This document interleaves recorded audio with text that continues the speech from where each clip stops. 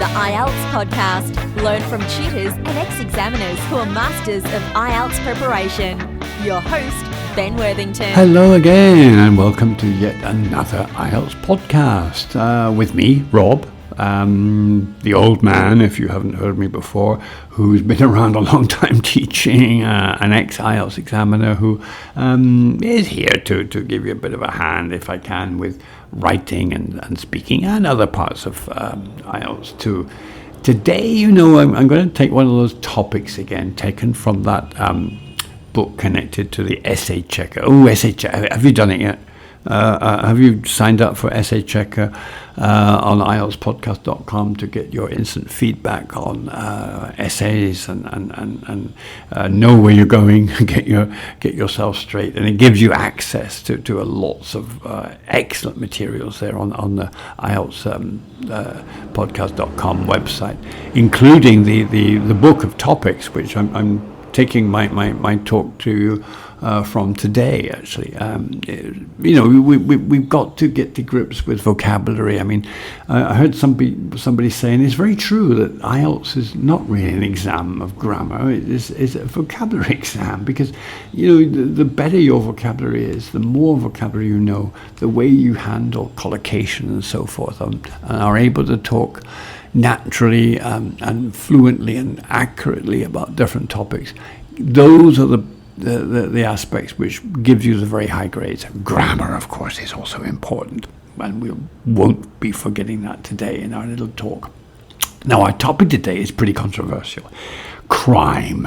How do you stand about crime? I mean, crime is so much part of our lives when we turn on the television or watch Netflix or whatever, isn't it? I mean, who did it? From Agatha Christie to, hard-nosed Los Angeles detectives. Most of us enjoy a good detective, a good crime story. We love it. But in real life, this is a completely different thing, isn't it? I mean, it's a very controversial thing. You will find two different opposing views very often. Those people who believe in punishment, punishing people for their crimes, they should be sent to jail, and others who believe that we should try to find ways to make those people who have committed crimes re-enter society through some kind of rehabilitation programs. Oh, it's a difficult one, because we'll all have an opinion about this depending on personal or circumstances or the societies where we live. So we're going to explore this issue from different angles, and also thinking about some aspects of grammar. The grammar point today, in fact, is pretty interesting. I mean, I've mentioned television. What if I said something like this to you? Ooh. What I find really annoying about television is all the advertising, the commercial breaks. Or if I said something like this, ooh, it's the commercial breaks that drive me crazy. That's why I don't watch television so much these days. Now, when I'm putting it's the commercial breaks that make me angry, instead of saying the commercial breaks are the things that make me angry. Or when I'm saying, what I find most annoying are the commercial breaks, instead of saying the commercial breaks are the things that I find most annoying. What I'm using is a very natural tendency in English and many other languages to highlight something at the beginning of the sentence, to kind of introduce it. It's like telling my listener or my reader, I am going to express my opinion in a moment, so please pay attention.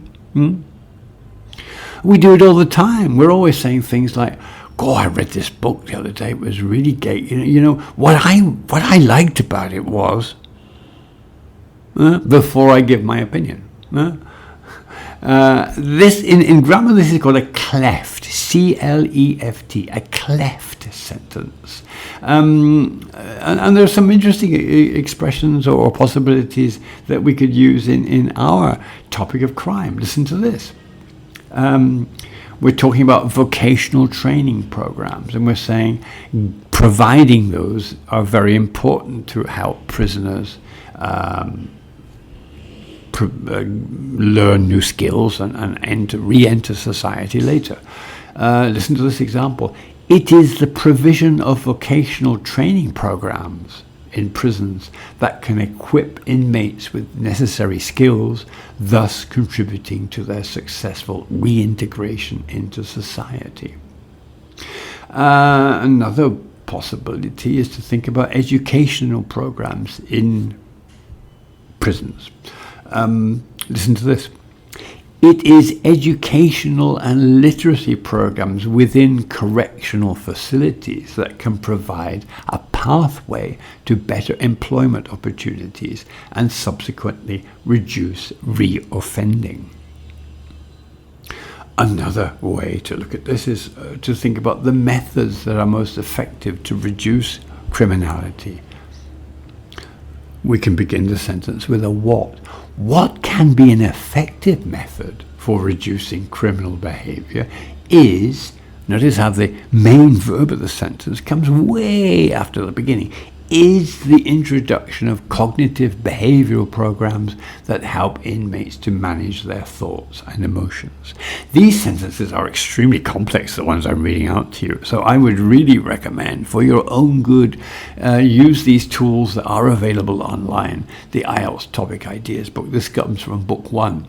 There are 2 books published so far. Excellent. I think they're very good because they collect these ideas, arguments in favor and against, lots of vocabulary and some sample essays and sample answers to questions in the speaking test, in part 3 of the speaking test. Very well worth your while getting into. And that will give you a chance not just to listen to me using these examples, which gives you an idea, but we don't have time to cover this grammar point in great detail in a short podcast. So get into it, the essay checker, okay? So going on from that, we've got this idea, of course, of vocabulary for and against, the idea of rehabilitation. Think also of the ways that we're talking, avoiding using the word prison or prisoners. We're talking about correctional facilities. And we're also talking about the value of things like vocational training programs that can help people in prison. Of course, on the negative side, we may be talking about the high rates of reoffending, to do or to commit some criminal act again after you leave your correctional facility. It's a difficult topic. It's a controversial topic. And we all have our own feelings and opinions about it. Of course we do. Topics for essays, and also, of course, for our sentences. Listen to these. These are examples of cleft sentences. Social integration is what rehabilitation seeks to promote. I'll read that one again. Societal integration, not social, societal integration is what rehabilitation seeks to promote. Instead of saying the normal kind of sentence, we have a kind of neutral sentence where we have subject, verb, complement, if there is a complement. When we use a cleft sentence, it's not normal, if you like. It's special. Why is it special? Because we want it to be special. We want to say something important, and we want to draw the attention of our listener or our reader to what we're saying. And a cleft sentence is an excellent way to do that. You will get credit, of course, in any IELTS test for using complex structures. That's what it's all about. A cleft sentence is one of those that any examiner would have on a mental list or on a physical list of points that they would appreciate, along with, conditional, complex conditional sentences, uses of passive voice, etc. Okay, let's take another one. Okay. This is an argument, again, in favor of heavy prison sentences. It is a prison that serves as a strong deterrent for potential criminals. It is by incarcerating criminals that we can ensure public safety. On the other hand, another person might argue the purpose of a prison is to provide justice and retribution for victims. This is beginning to sound like a political speech. I'm not a politician. I'm not taking sides. But you see how it works. It's the prison system that's more suitable for serious offenders. Instead of saying the prison system is more suitable for serious offenders. It's neutral. Yes, it makes a point, but listen how much more dramatic we're going to make it with our cleft sentence. And you can write these. This is not just spoken English. We can write them, and they're well appreciated. It's the prison system that's more suitable for serious offenders, and then maybe we could continue because, and give an example or an explanation to it.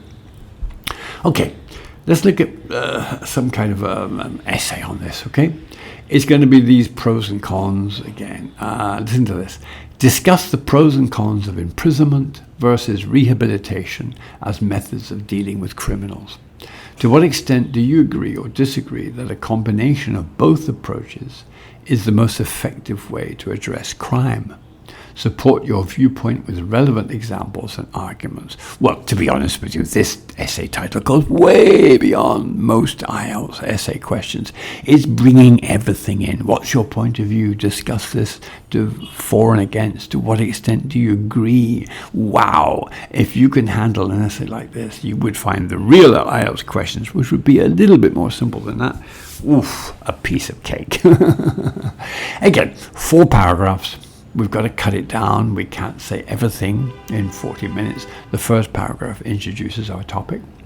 The debate concerning whether criminals should face imprisonment or be offered rehabilitation is a contentious one. Both perspectives present valid arguments, and this essay will delve into both sides. A classic introduction, not saying very much so far, just saying this is what I'm going to do. I'm going to look at both sides of this argument because, let's be honest, this argument is an issue which brings out strong feelings on both sides. There are arguments in favour and against. The second paragraph argues in favour of punishment, of imprisonment. On the one hand, many argue in favour of imprisonment. It is by incarcerating criminals that we can ensure public safety, as it temporarily removes dangerous elements from society. An extra example, remember, if you have more than one thing to say, it's good to put a full stop and begin the next sentence with some kind of connector like, moreover, I have something more to say. In addition, moreover, it is prison that serves as a strong deterrent for potential criminals. Not only does it discourage individuals from committing crimes, but it also upholds the principle of crime and punishment, ensuring justice and retribution for victims. Okay, in a few words, this person here in this essay has argued in favour of one side and then has to argue in favour of the other side, beginning classically, of course, with on the other hand. If the previous paragraph began with on the one hand, you can be sure that this will begin with on the other hand. And it begins like this. I'll just read a part of it. Okay. On the other hand, the potential benefits of rehabilitation cannot be overlooked. It is through rehabilitation that we can reduce recidivism. In other words, that, reoffending, going back to do the same thing again and again and again.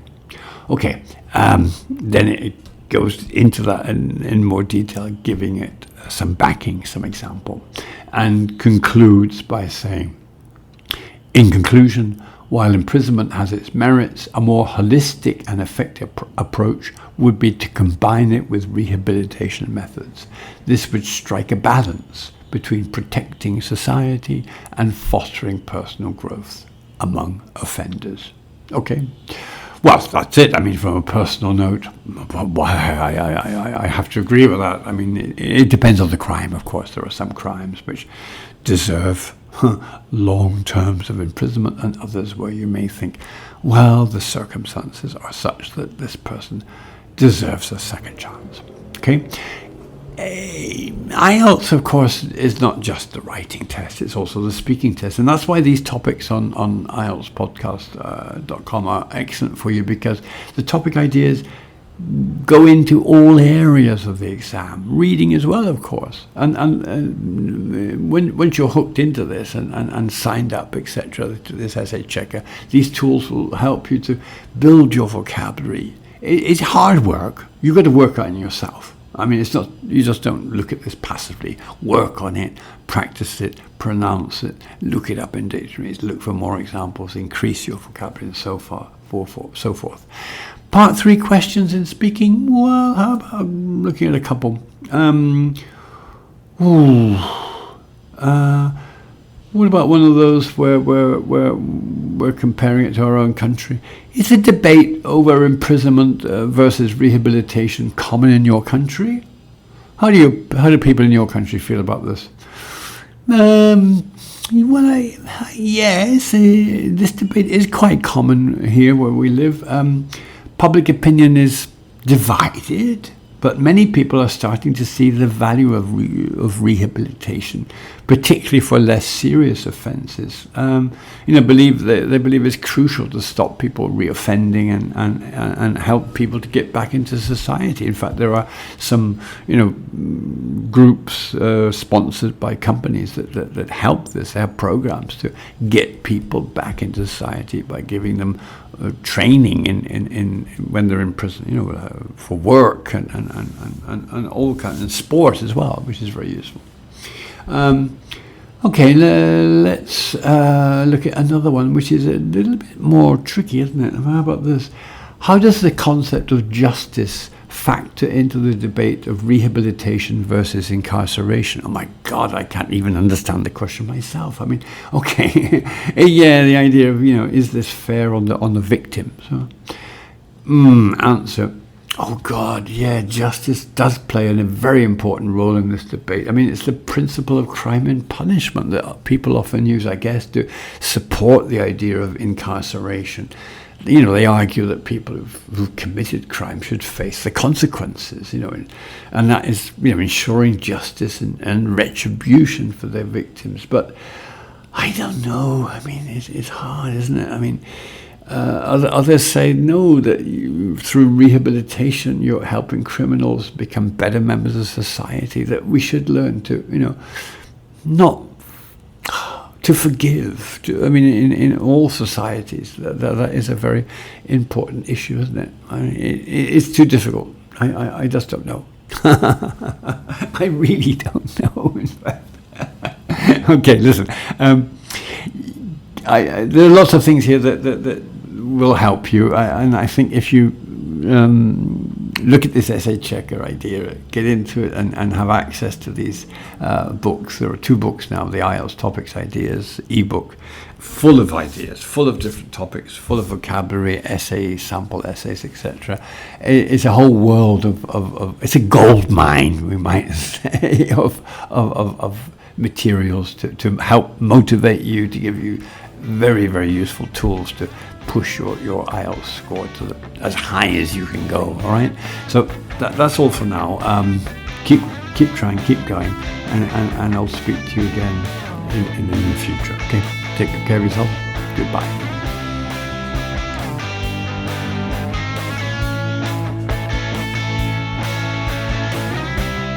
Thanks for listening to IELTSPodcast.com.